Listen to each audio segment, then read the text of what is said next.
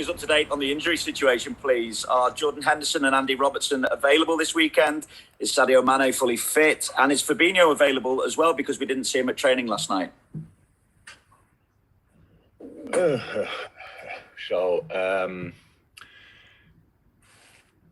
Endo and Robert didn't train with the team yet. They did their recovery stuff, rehab stuff, and didn't train with the team yet. It's pretty close. Will be a late decision about that. Sadio is good, and Fab came only back lately, and he did recovery, and so I hope he can train today. That's the plan. Didn't hear yet anything different, but in the end, we all have to wait until tomorrow.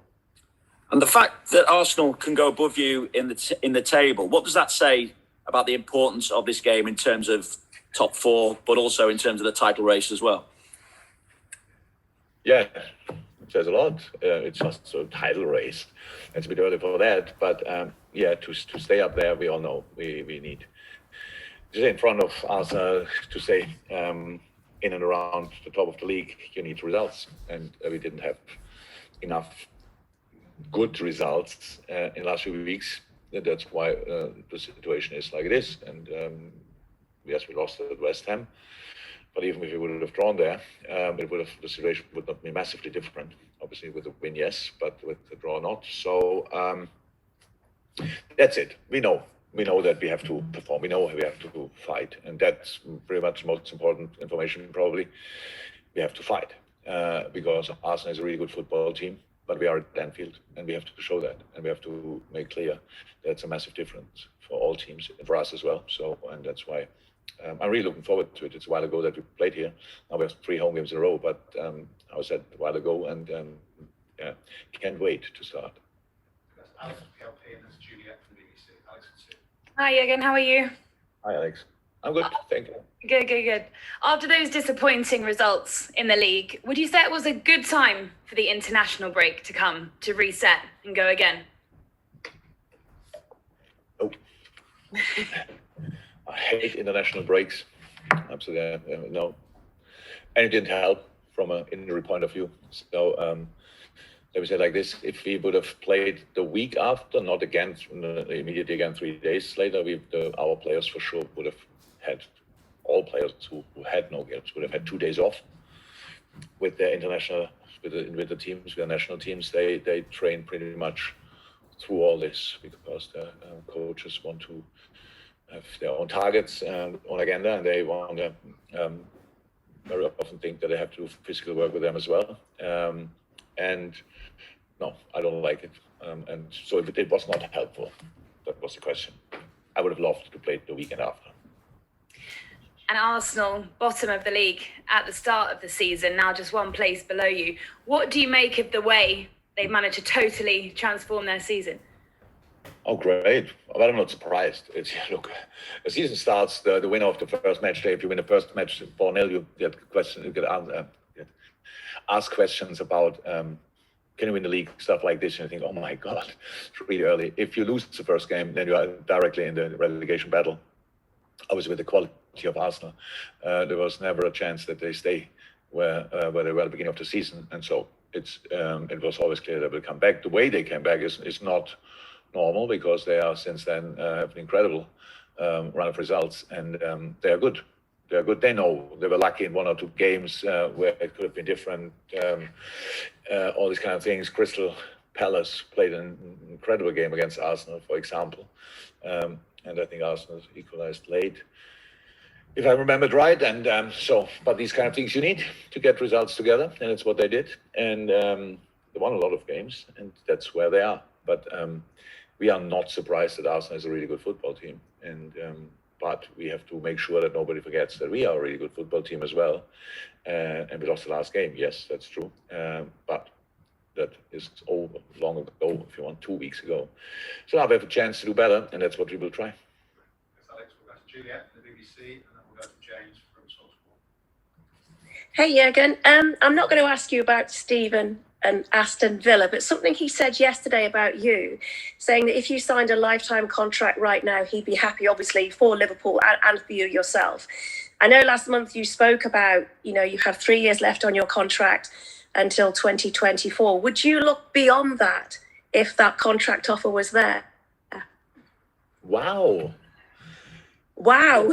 I thought Stevie said a lot of nice things and really smart things. And I watched the press conference. It was incredibly good. And made sure, let's talk about Aston Villa and Steven Gerrard and not Liverpool and Steven Gerrard. And now you make of this that question. I don't have to think about these kind of things in the moment, thank God, because we are in the middle of this season and that's all what we are focused on. And I really think I spoke often enough. No other manager gets asked that often about things what happened in 2.5 years, or 3 years, or 4 years. So at least I don't know, and I didn't think about it until you asked. Now I don't want to think now about it. So it's all fine how it is, and it's over when it's over, but it's far away from being over. So let's focus on that. Thanks, Jules. We'll go to James from TalkSport, and then we'll go to Carl from BBC Merseyside. James. Jurgen, Mikel Arteta said last year after you played that even if his side pressed perfectly against you, you have Virgil van Dijk who can play a 60-yard pass straight to the chest of Mo Salah. When you talk about Van Dijk from a defensive point of view, he's obviously sensational as a player, but from an attacking point of view, how much of a weapon is he for your side? Yeah, very important to mix up our build-up is very important. He's not the only one who can play this sport, but he can play this sport. That's good. I think the boys, our centre halves, improved in the last few years a lot in all the build-up situations, and they very often are the first ones to get the ball from the goalkeeper. So it means that's an important role. They don't have to play the final pass, but they can play whatever.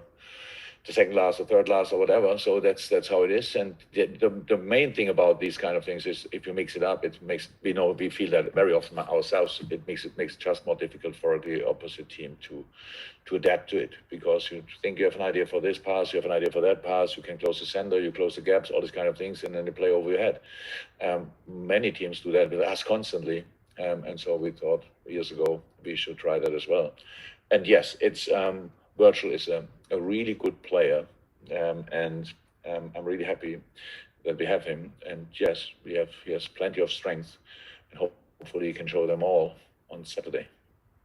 If I can just ask you about Steven Gerrard, he said yesterday that you'd exchanged a few messages before the game. What messages did you send him ahead of his first game in charge at Aston Villa? No, not before the game. After he signed the contract, we exchanged messages. And there are messages, otherwise I would have posted them, which I don't do because they are private. And he said one thing, and yes, that's true.